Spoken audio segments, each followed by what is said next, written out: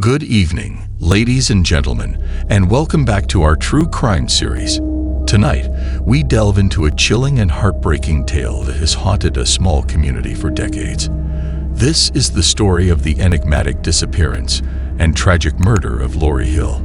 Lori Hill left her family's Ellisville, Mississippi home on the evening of Thursday, January 21, 1993, and headed to her boyfriend's house with a movie she rented. Her boyfriend wasn't home at the time, though, so the 18-year-old, who was 7 months pregnant, didn't stay long. She told her boyfriend's sister that her back was hurting her, so she was going to go home and rest. She left around 8:15 p.m., but never made it back to her house. Lori's parents had gone out that evening. When they returned at 9:15 p.m., they found Lori's car parked at the end of a gravel road that led to their house. At first, they thought Lori might have been sitting there waiting for them, something she had done in the past as she got home before they did. The car was sitting with its headlights on, and the key still in the ignition, but there was no sign of their daughter. Lori's parents, Mac and Opal Hill, didn't believe she would have willingly abandoned her car. The driver's side window was down when the car was found, and Lori's purse was sitting on the front seat. It looked as if Lori had been heading for her house when something caused her to pull her car over on the side of the road. It was unclear if she had willingly gotten out of her car or if someone had forced her out. As soon as they found Lori's car, her parents knew something was wrong, and they called the police to report her missing. Relatives and friends, including Lori's boyfriend, Ricky Pittman, spent the next several days searching the area for any sign of the missing teenager. They found no clues to Lori's whereabouts, but they were all certain that she wouldn't have vanished voluntarily. Officials with the Jones County Sheriff's Department started searching the nearby Leaf River after the ground search failed to find any trace of Lori. Don McKinnon, the 911 director, stated, "All we're going to do is go up and down the river. That's the only place we can think to look right now." The river was located about a mile away from where Lori's car had been abandoned. More than 100 volunteers conducted a large-scale search for Lori on January 26, 1993, combing through the woods and riverbank near the Pine Grove community, close to where Lori's car had been found. Investigators also searched along Interstate 59 after receiving a tip that a young woman had been seen walking there Sunday night. A Mississippi State Police helicopter scanned the area from above. Despite the massive effort, no clues were found. Jones County investigator Freddie Reeves admitted that detectives didn't have any idea what had happened to Lori. "We're just hoping and praying that she's still alive, and we hope she'll be found." Although they hadn't found any evidence of foul play, they hadn't found anything to indicate that Lori had gone off voluntarily. Her fate was a mystery. A week after Lori was last seen, deputies used four-wheelers to search several areas in southwestern Jones County. Jones County investigator Winston Wells said that they didn't know if Lori had been abducted or not, but they were keeping all their options open. Everybody is a suspect at this point. He noted that he had grown quite close to Lori's parents during the course of the investigation, and he understood that the uncertainty was hard on them. "I'm sharing their pain." On January 30, 1993, Lori's parents announced that they were offering a $5,000 reward for information leading to their daughter's whereabouts. The announcement came as another large-scale search for the teenager came up empty. More than 100 people from Jones, Forest, and Covington counties participated in the search, concentrating on the area between Mississippi State Road 590 and the Leaf River. Jones County Sheriff Morris Jones was hopeful that the offer of a reward would bring in some new tips as detectives had exhausted all leads. "It's been the same old story. A lot of looking and no answers. We hope the reward will turn up some information." 2 days later, the Jones County Board of Supervisors donated $1,000 to the reward fund, bringing the total amount available to $6,000. 2 weeks after Lori was last seen, her parents were growing increasingly worried about her safety. Mac admitted, not knowing, "It's terrible. You just don't know what to do. You keep hoping for the best, but the longer it goes, I just think she's gone. They've done something to her. Someone has. He had hoped the reward would cause someone with information to come forward, but said that so far they hadn't received any viable tips. Max said that Lori wasn't the type of teenager who would run away from home. She had no history of doing so and had never expressed any discontent about living with her parents. He noted that there were missing person posters hanging up all over the county and beyond. I just believe if she was out there somewhere, she would have called her mother and let her know. I don't think she's where she can read or see. On February 10, 1993, the search for Lori ended in tragedy when the teenager's body was found in neighboring Covington County. The missing person case quickly switched to a homicide investigation. Jones County Chief Deputy Morris Walters said they had started questioning potential suspects shortly after Lori's body was found. "We're talking to several people and will be throughout the night. We going to work on this until we solve it." Covington County Sheriff Carl Leonard told reporters that the cause of death wasn't immediately apparent due to decomposition. Two men working in a field found the fully clothed body behind a tool shed near an abandoned house. From the condition of the body, it had been there for some time. Sheriff Jones said he believed more than one person had been involved in Lori's death. He also noted that tire tracks, likely from a small pickup truck, had been found near the body. This was a deserted area. She was not covered up. It was obvious she was dumped there in a hurry. Since she was pregnant when she was killed, officials considered it a double murder. Mac and Opal learned of the discovery Wednesday night and were understandably devastated, but were grateful for all the support they had received from the community.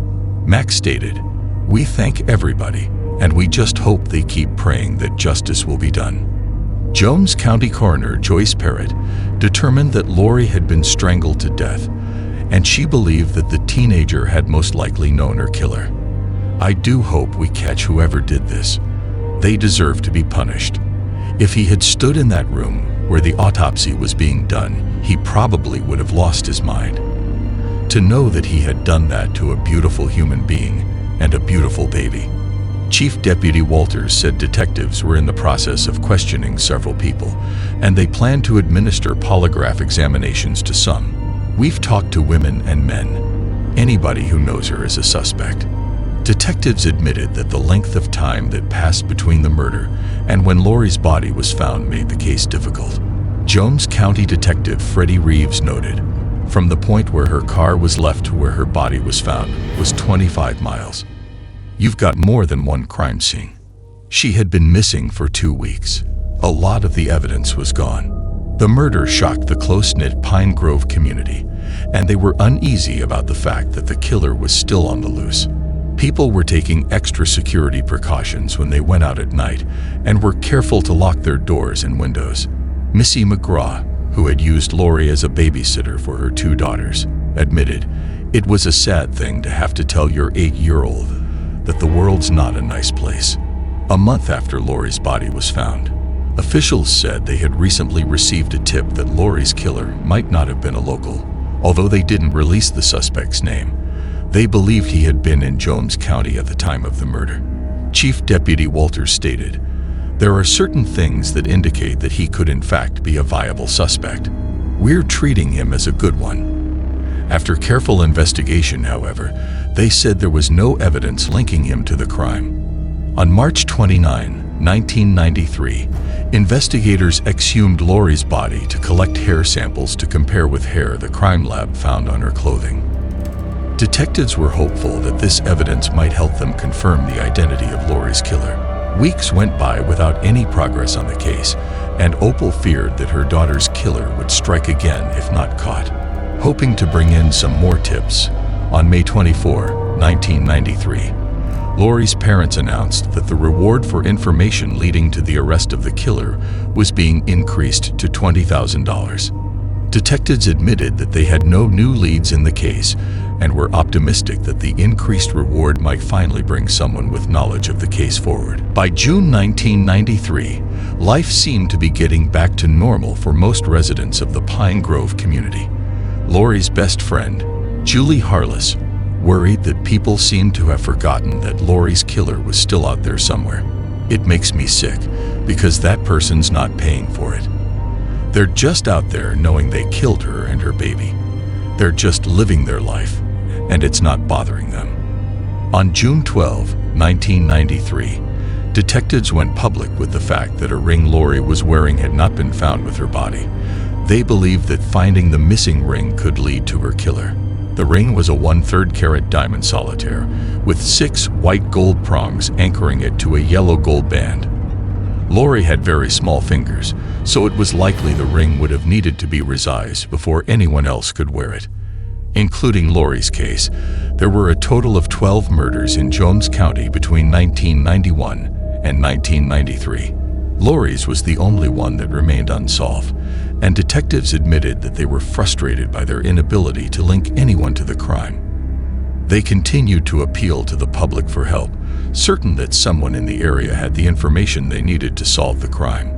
By August 1993, the reward for information was up to $35,000. A total of 6 billboards were placed around the county to advertise the reward, and Opal hoped that the right person would see one and finally be moved to call detectives. "I'm going to keep looking for that person, and one day I'm going to find out who it is."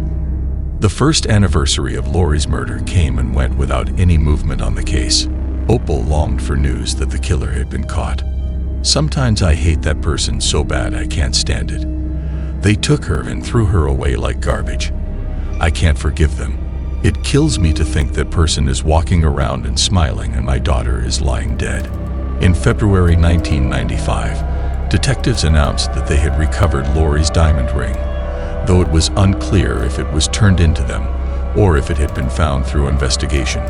Jones County Detective Mel Riley also said they were now looking for a man with a Cajun accent who might have information about the murder. The man, described as tall, dark, and slim, had dark hair and a mustache. He was seen with some of Lori's acquaintances the night before the teen went missing. Over the next several years, detectives looked at several potential suspects, but were never able to connect anyone to Lori's murder. In October 1998, Jones County District Attorney Janine Pacific said she was considering taking Lori's case before a grand jury in order to question reluctant witnesses. No charges were ever filed, however, and the case soon stalled and then went cold. In March 2023, Jones County officials resubmitted some of the evidence from Lori's case to Australia Forensics in the hopes that they could obtain DNA samples that might lead to the killer. Jones County investigator Thad Wyndham noted, "There are people out there right now that know exactly what happened, whether they were involved, whether they know about it, even secondhand. There are people out there that know. My job is to bring closure to it. We will not give up.